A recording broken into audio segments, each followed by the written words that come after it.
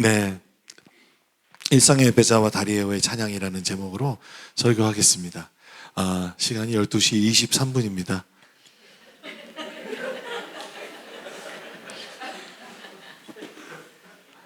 평안하십시오.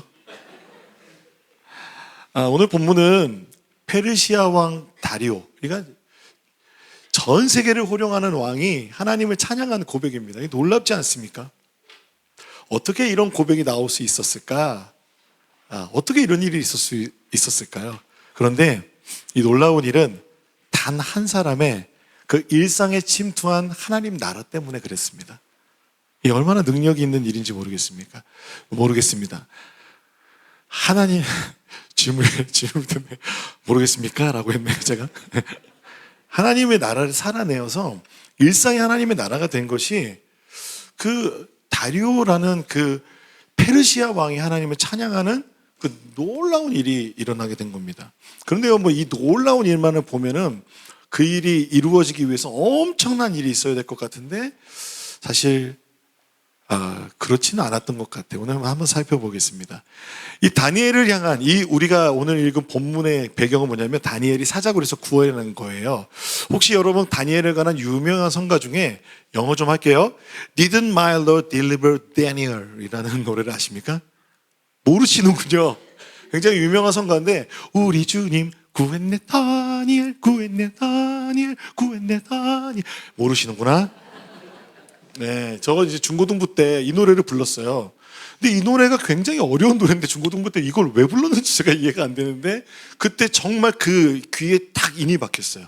그 요나를 구원하신 하나님, 다니엘을 구원하신 하나님이 우리를 구원하시지 않겠느냐라는 이 고백은 1880년대 노예 생활을 하던 흑인들의 고백이었습니다. 흑인 연가예요. 여러분, 이 배경이 된 그 내용이 오늘 읽은 본문의 말씀입니다. 다니엘이 15살에 바벨론에 끌려와서요, 이제 영향력을 주는 그 리더로 성장해서 살아냈는데 언제까지 살았냐면은 오늘 본문 말씀 마지막에 보니까 페르시아 왕의 시대까지 살았어요.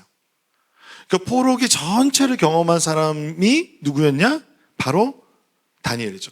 거의 전체를. 다니엘이요, 그래서 바벨론에서 페르시아로 나라가 변했는데도 바뀌었는데도 누가? 다니엘이 총리가 되었습니다. 다니엘서 6장 3절에 보면 같이 읽어볼까요? 시작. 다니엘은 마음이 민첩하고 총리들과 고관들 위에 뛰어남으로 왕이 그를 세워 전국을 다스리고자 한지라 라고 했습니다. 이 페르시아는요 120개로 그 제국을 나눠서 이제 다스렸습니다. 그래서 그 제국을 다스릴 때 120개의 제국이니까 다양한 민족과 나라가 있을 거 아니에요. 그래서 총리를 3명을 세웁니다. 이 세운 총리 중에 오늘 지금 읽었던 말씀처럼 다리오 왕이 누가 제일 마음에 들었냐면 다니엘이었습니다. 다니엘을 세워서 전국을 다스리고자 하는 마음을 알았어요. 그러니까 다른 총리들이 뭐 했겠어요? 시기하고 질투했겠죠. 그래서 이 다니엘을 교묘하게 칙령을 내려서 그를 없애버리고자 합니다. 여러분, 세상을 살아가다 보면요 이렇게 서로 질투하고 시기하고 더 높은 자리에 올라가기 위해서 다른 사람을 밟고 일어나려고 하는 그 악인들이 얼마나 많습니까? 어느 시대에나 있고요. 그것을 이루어내려고 하는 방법들은 엄청나게 교활하고 정교하게 계획을 짜서 공격합니다. 여러분, 세상에 살아갈 때 보면 그런 공격을 당할 때가 왜 없겠습니까? 그런 이들이 겪으셨잖아요.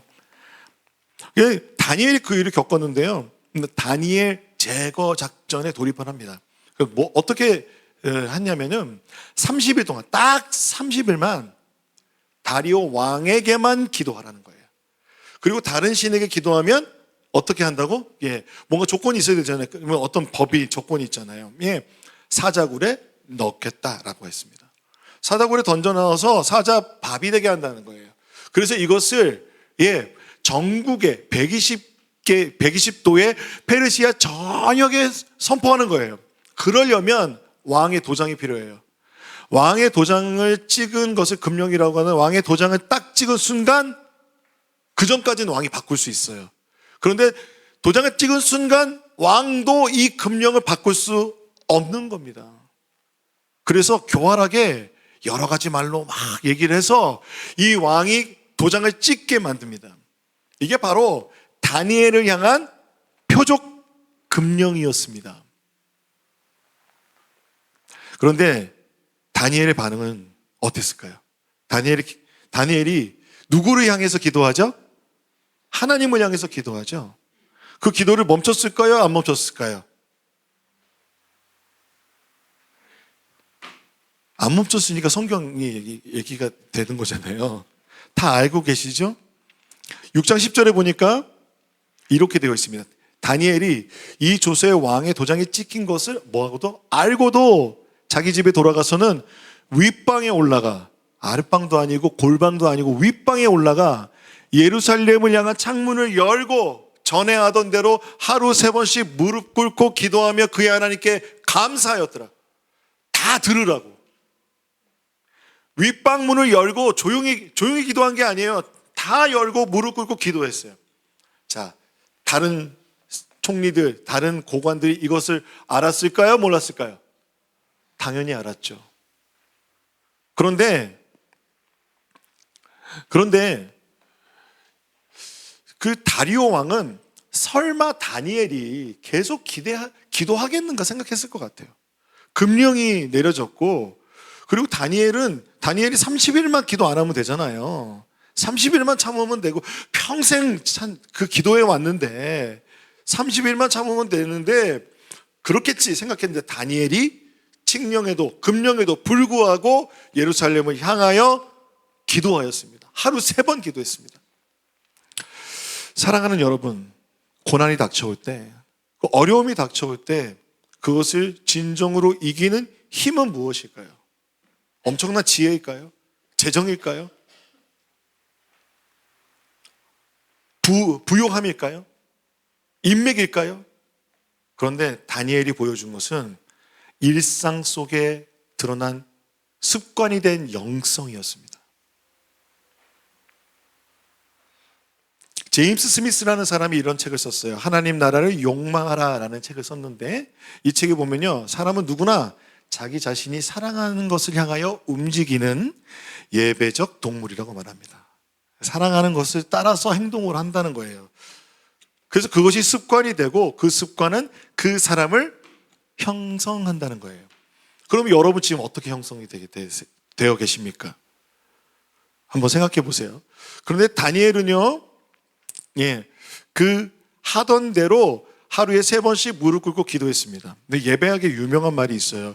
기도는 믿음을 형성하고 믿음은 삶을 형성한다. 이게 바로 일상의 영성이 삶을 형성한다는 거예요.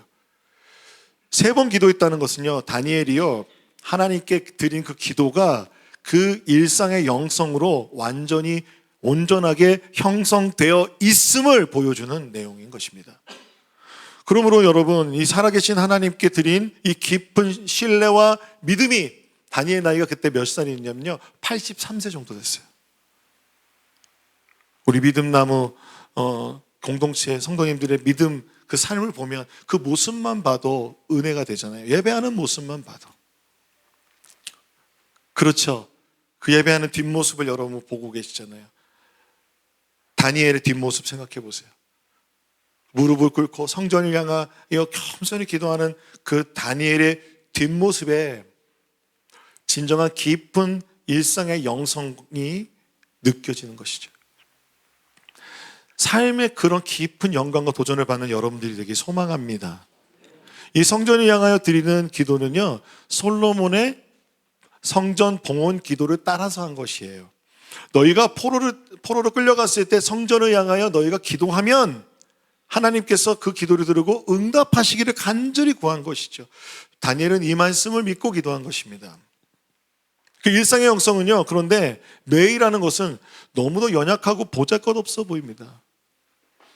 다니엘이 기도할 시간에 왕에게 찾아가서 저는 어쩔 수 없이 기도해야 됩니다 라고 애원하고 어떤 타협을 할 수도 있었겠죠. 왕도 다니엘이 오겠지. 평생 기도했는데 30일 잠깐 멈춘다고 무슨 일이 일어나겠어? 그런데 다니엘의 기도를 멈추지 않는 거예요. 그래서 누가 당황했을까요? 아까 말씀드렸죠. 다리오 왕이 다니엘을 전국을 다스리게 하려고 그랬잖아요. 그러니까 뭐 어떤 거예요? 그러니까 다리오 왕은 다니엘을 존경하고 사랑하고 믿고 신뢰하는 리더였어요. 그런 사람이 지금 죽게 된 거예요. 자기가 내린 금령에 따라서. 근데 다리오 왕은 느부갓네살 왕처럼 그 비인격적이거나 폭력적이고 교만한 왕이 아니라 다리오 왕은 조금 더 인격적인 왕이었던 것 같아요. 그러니까 이때 당황해서 어쩔 줄 모릅니다. 그래서 6장 14절에 보면요, 심히 근심하여 다니엘을 구원하려고 마음을 쓰며 그를 건져내려고 힘을 다하다가 해가 질 때에 이르렀더라 라고 말합니다. 어떻게 했을까요? 막 사람들을 막 모았겠죠. 야, 법전 뒤져봐. 야, 이 금령을 어길 수 있는, 이를 예외할 수 있는 그런 어떤 판례가 있는지 다 찾아봐. 다 찾아봐. 그래서 막 사람들을 모아서 회의하고 혼자서 골똘히 여러 가지 밤새 해가 질 때까지 고민했던 겁니다. 그런데 그 금령이 가진 권위는 어떻게 할 수가 없는 거예요. 결국 다니엘에게 이렇게 말하고 사자굴에 보냅니다. 뭐 어떻게 말하냐면요, 왕이 명령하며 밤에 다니엘을 끌어다가 사자굴에 던져 넣는지라. 왕이 다니엘에게 이르되, 같이 읽어볼까요? 시작. 내가 항상 섬기는 너의 하나님이 너를 구원하시리라 아니라. 아멘? 여러분, 이건 비아냥거리는 소리가 아니에요. 때로는 우리 비아냥거리는 소리 이렇게 말하는 사람들 있어요, 없어요? 있죠. 그런데요, 이 다리오의 말은 진심인 거예요. 다니엘이 어떻게 살았는지 우리가 볼 수 있는 거예요. 여러분, 우리가 일상의 삶의 영성들을 해나갈 때 아직 자기 자신은 믿음을 갖지 않았지만 누군가 여러분에게, 여러분의 부모님이, 여러분의 선생님이, 여러분의 사장님이 이렇게 고백하게 될 줄로 믿습니다. 내가 항상 섬기는 너의 하나님이 너를 구원하시리라. 우리가 겪는 불합리한 일과 불리하고 손해보는 일들 가운데서 일상 가운데 하나님을 붙잡고 살아가는 그 영성을 유지하며 살아갈 때 다리오 왕과 같은 직장 상사, 이웃 사람들에게 하나님을 만나게 되는 역사가 일어나기를 소망합니다. 여러분, 악법도 법이라는 소크라테스 말처럼 다리오는 금령을 지켰습니다. 그런데 그에게 하나님을 인정하는 말이 탁 튀어나온 거예요. 여러분, 금령을 지켜줘야 됩니다. 세상에서 살아갈 때 교회 법으로 살아가지 마십시오. 세상에서 세상의 법으로 살아야 돼요. 무슨 말이냐면, 직장 가서 교회 일로 교회 일 하지 마세요. 우리 김동호 목사님 때부터 그랬어요. 회사 복사기로 교회 악보 너무 많이 복사하지 마세요. 아예 하지 말란 얘기는 안 했어요. 우리가 유연함은 있어야 되니까. 막 교회 일 때문에 세상의 일에 지장을 받으면 안 돼요. 그리고 세상의 법에 어떤 직장에 정해져 있는 법이 있잖아요. 그것이 우리가 믿는 믿음과 부딪힐 때 여러분, 우리가 지혜가 필요한 겁니다. 그 법을 다니엘은 어겼어요, 안 어겼어요? 안 어긴 거예요. 왠지 아세요? 그대로 하지 않는 사람은 다 사자굴에 넣었다고 그랬잖아요. 그 법대로 지켜져서 사자굴에 들어갔잖아요. 그러니까 왕의 금령을 어겼어요, 안 어겼어요? 안 어긴 거예요. 오해하지 마세요. 다니엘은 왕을 보호하기 위해서 사자굴에 들어가는 결단을 한 거예요. 목숨을 건 거예요. 단지 믿음을 지키기 위해서 사자굴에 들어간 것뿐 아니라 왕의 금령 또한 지킨 거예요. 우리가 세상에서 너무 세상 사람들을 적대적으로만 대해서는 안 되는 것입니다. 복음을 전하기 위해서는 세상의 법 가운데서 우리가 지켜야 될 부분들을 우리가 지켜가고 세상에서, 그러니까 일상을 또한 살아가는 지혜도 필요하다는 것입니다. 우리 교회 성도님들 중에서 불교재단에서 일하는 그 노인복지를 일하시는 분이 계세요. 그래서 템플스테이를 갔다 오신 거예요. 그러면 그것이 그 법안에서 지켜서 갔다 오면서 그리고 그들에게 예수 그리스도에 대한 마음을 전하는 거예요. 그 모습 자체가 복음이 되는 거죠. 저는 그것이 아주 좋은 예라고 생각합니다. 근데 여러분, 이 다리오가 다니엘을 집어넣고 나서 어땠을까요, 마음이? 대대로 되다가 아니라 너무 걱정돼서 밥도 못 먹었어요. 그러니까 그 정도로 다니엘을 사랑하고 존경했던 거예요. 그래서 밥도 못 먹고 막 식음을 전폐하고 있는 거예요. 그리고는 성경에 보면, 여러분 보시면요, 왕이 다니엘아, 다니엘이요, 살아있습니까? 살아있는지 계속 체크해요. 계속 확인해요. 다니엘 살아있습니까? 그때 다니엘이 이렇게 얘기해요. 21절입니다. 6장 21절. 다니엘이 왕에게 아뢰되 왕이여 원하건대 왕은 만수무강하옵소서. 다니엘도 왕을 사랑했어요. 나의 하나님이 이미 그의 천사를 보내어 사자들의 입을 봉하셨으므로 사자들이 나를 상해하지 못하였사오니 이는 나의 무죄함이 그 앞에 명백함이오며 또 왕이여 나는 제가 말씀드린 대로 왕에게도 해를 끼치지 아니하였나이다. 다니엘의 무죄함이 명백하게 나타나고 왕의 권에도 지켜주시는 하나님의 통치와 다스림이 이 사건 가운데 나타난 것입니다. 여러분, 이러한 하나님의 통치와 다스림이 우리의 생각을 뛰어넘어 우리가 살고 있는 이미와 아직이라는 이 시간 가운데 우리의 삶 속에 하나님의 나라가 임재하시기를 여러분 축복드리고 축원합니다. 사자굴에 들어가는 이 다니엘의 모습 가운데 여러분, 저는 이렇게 살펴보고 싶은 것이 있어요. 뭐냐면 어떻게 이렇게 그럼 계속해서 기도할 수 있었을까라는 것이죠. 어떻게 이렇게 믿음을 지키면서 소망을 잃지 않고 일상의 영성으로 살아갈 수 있었을까라는 것이죠.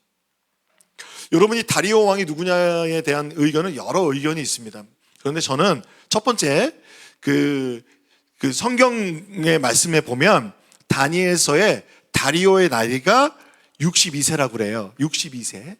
그런데 일반 역사에 보면 고레스라는 왕, 페르시아를 세운 왕이 페르시아를 몇 세에 세웠냐면 60대 초반에 세웠다고 그래요. 그것과 또한 우리가 이 왕을 부를 때 예를 들면 바로, 그럼 파라오는 이집트의 왕이죠. 그는 메대의 왕은 뭐라고 불렀냐면 다리오라고 불렀고, 페르시아, 그러니까 바사라고 하는 지역에서는 고레스라고 불렀어요. 그러니까 저는 이 지금 본문에 나오는 인물이 고레스라고 보고 싶어요. 근데 이 고레스가 누구냐면 고레스 칙령을 내려서 그 포로로 끌려왔던 수많은 민족들을 자기 나라로 보내서 야, 너네들이 섬기던 신전을 회복해라 그랬어요. 그것이 바로 성전 재건입니다. BC 586년에 무너진 성전을 재건하기 위해서 BC 536년에 예루살렘 성전을 재건하기 시작하고 516년에 완성됩니다. 즉 70년 만에 무너진 성전이 다시 회복됩니다.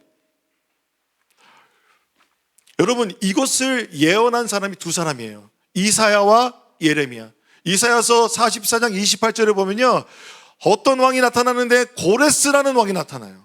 어떤 학자들은 이 고레스라는 이름을 어떻게 알 수 있냐, 그래서 이사야서가 후기에 쓰여졌다고 막 얘기하는 사람도 있어요. 아니요, 그런데 하나님께서 어찌 이 이름을 알려주지 못하실 수 있겠습니까?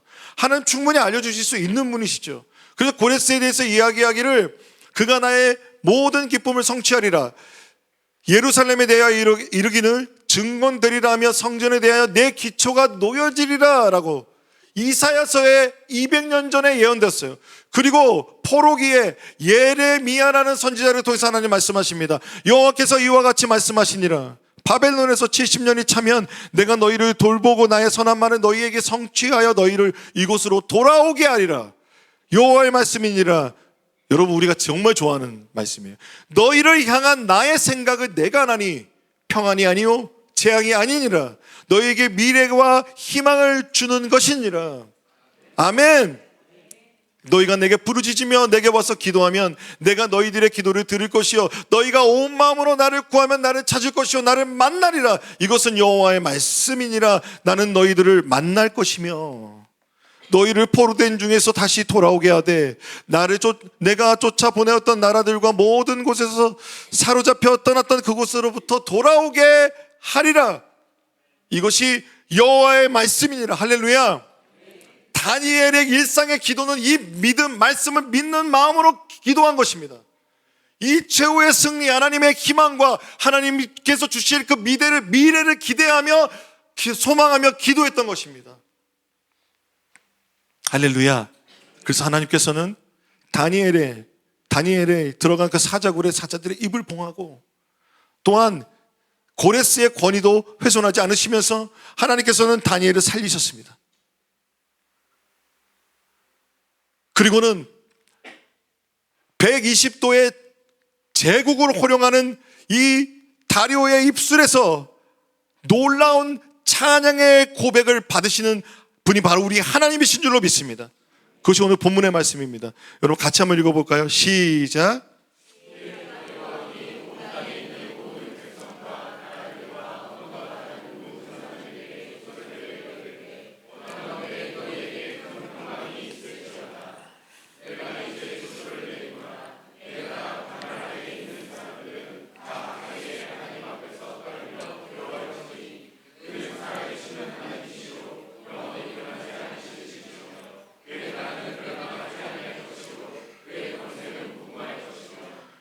그는 구원도 하시며 건져내기도 하시며 하늘에서든지 땅에서든지 이적과 기사를 행하시는 이로써 다니엘을 구원하여 사자의 입에서 벗어나게 하셨음이라 하였느니라.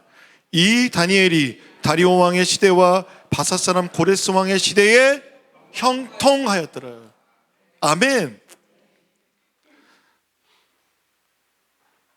놀랍습니다. 모든 백성, 모든 나라, 언어가 다른 모든 사람들에게 자신이 다스리는 모든 나라에서 하나님의 나라가 임하였지어다. 하나님 찬양을 받으실지어다. 다리오가 찬양하고 있습니다. 여러분, 이 다니엘서의 놀라운 장면은 우리가 믿는 복음과 연결되어 있습니다.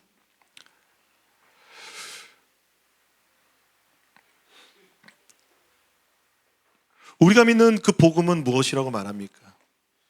하나님은 우리를 구원하시기 위해서 하나의 금령을 내리십니다.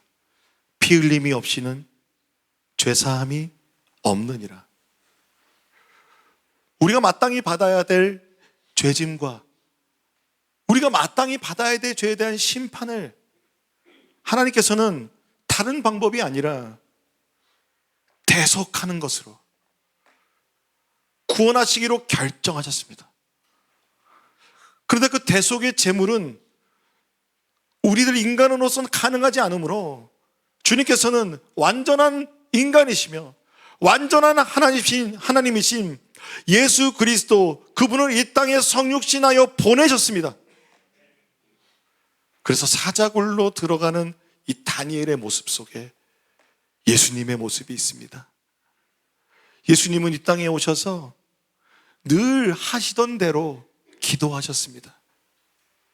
큰 사역을 하기 전에도, 큰 표적을 나타내시기 전에도, 가르치시고 사람들을 고치시고 사람들을 먹이시기 전후에도 예수님은 하시던 대로 기도하러 가셨습니다. 그리고 예루살렘을 향하여 주님은 이제 걸어가시면서 십자가에서 그 모든 죄짐을 십자가에 못 박고 그런 모든 것을 다 지불하셨습니다. 십자가의 죽음으로 우리를 대속하여 주셨습니다. 하나님의 말씀을 이루어 주셨습니다. 할렐루야. 그리고 주님은 사자굴에서 다니엘이 나온 것처럼 그 죽음을 이기고 그 무덤의 문을 열고 부활의 승리로 나타나셨습니다. 부활의 생명으로 나타나셨습니다. 우리가 오늘 찬양한 것처럼 주님은 오늘도 지금도 살아계신 하나님인 줄로 믿습니다. 우리는 꿈을 꿉니다. 아직 이루어지지 않았지만 우리의 꿈은 무엇입니까? 요한계시록 7장 9절에서 10절입니다. 이 이후에 내가 보니 각 나라와 족속과 백성과 방언에서 아무도 능히 셀 수 없는 큰 무리가 나와 흰 옷을 입고 손에 종려가지를 들고 보좌 앞과 어린 양 앞에 서서 큰 소리로 외쳐 이르되, 함께 읽어보겠습니다. 구원하심이 보좌에 앉으신 우리 하나님과 어린 양께 있도다. 아멘. 다리오 왕에 드렸던 그 찬양이 성경 가운데, 요한계시록 가운데 모든 나라와 족속과 백성 가운데서 하나님의 나라를 찬양하는 놀라운 일로 고백되는 그날을 우리는 보게 될 줄을 믿습니다. 이것이 약속입니다. 이 약속입니다. 여러분, 우리는 지는 게임이 하는 것이 아니라 승리가 보장된 싸움을 하고 있는 줄로 믿습니다. 때로는 그래서 마귀들이, 사단이 우는 사자와 같이 우리를 삼키려고 하지만 우리를 해할 수 있다 없다? 없다. 일상의 하루하루 기도하고 찬양하고 말씀 보고 하나님과 함께하는 것 티 안 납니다. 누구도 모릅니다. 하지만 고난의 순간 우리는 지난주 설교처럼 강하여 용맹을 바라리라. 그건 세상이 말하는 강함과 다른 강함일 것입니다. 그 깊어진 삶을 주님께 드리는 여러분 되시기를 소망합니다. 아멘. 우리가 이 마음으로 함께 찬양하고 싶습니다. 깊어진 삶을 주께라는 찬양인데요,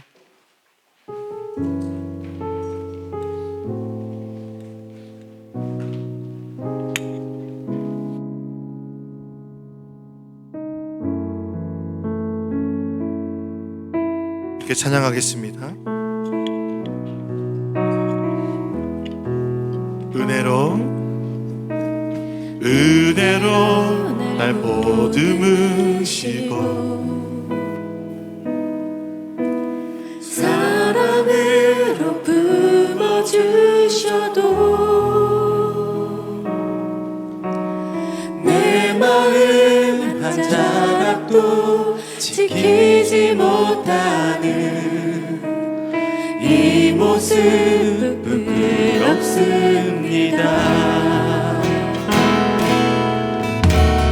따스한 곁을 내어주신 주님 앞에 나아갑니다. 표현 못할 긍휼로 나를 붙드시는 주 이름만 바라봅니다. 매일 마주한 슬픔을 견뎌나가며 주 예수의 마음을 닮아가네. 두려운 거는 마라. 주가 동행하니 주 의지하며 오늘을 보내. 주의 신실한 소망을 깊이 담으며 주 예수의 풍요를 채워가네.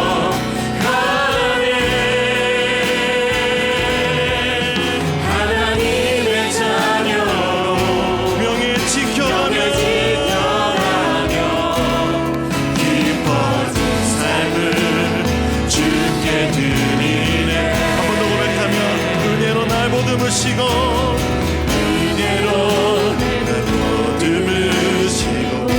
사랑으로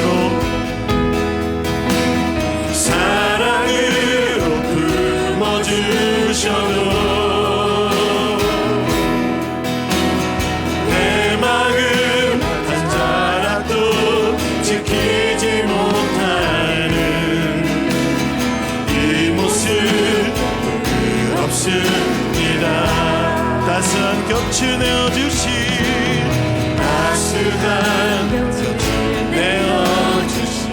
아멘 할렐루야. 주님 앞에 나아갑니다. 표현 못할 그 길로 나를 지키시는 주님 바라봅니다. 매일 마주한 슬픔을 견뎌나가며 주 예수의 마음을 닮아가네. 두려운 걸음마다 주가 동행하니 주를 지하며 오늘을 걷네. 신실한 소망을 깊이 담으며 주 예수의 풍요를 채워가네. 하나님의 자녀로 명예 지켜나가 기뻐진 삶을. 우리 그렇게 결단하는 분들은 자리에서 일어나서 매일 마주한 우리의 삶을 결단하며 나갑니다.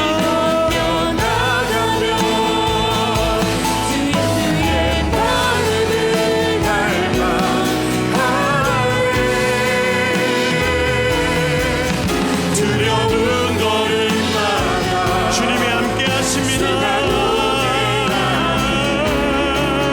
주를 지나며 오늘을 걷네. 신실한 소망을 깊이 담으며 주 예수의 풍요를 채워가네. 하나님의 자녀로 명예 지켜가며 기뻐진 삶을 주께 드리네. 함께 기도하겠습니다. 다니엘은 세상의 법 금령 가운데 지켜갈 때 받는 손해를 감수하고서라도 하나님께 나아가는 이 일상의 영성을 지켜나갔습니다. 여러분, 일상의 영성을 지켜나갈 때 손해볼 수 있습니다. 손해보는 것을 감수해야 합니다. 하지만 바로 그것이 우리가 하나님을 경외하며 하나님의 십가법 그리고 세상에서 살아가는 일상의 영성 가운데 있는 하나의 비결입니다. 뭐냐면 하나님이 그러나 주님이 함께하고 계시고 그러나 하나님께도 찬양받으실 것을 믿는다는 것이죠. 여러분, 그 결단을 하시겠습니까? 그래서 하나님, 내 삶 가운데 그러한 삶을 살아가게 하여 주옵소서.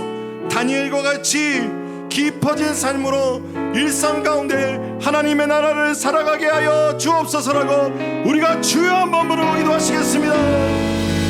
주여.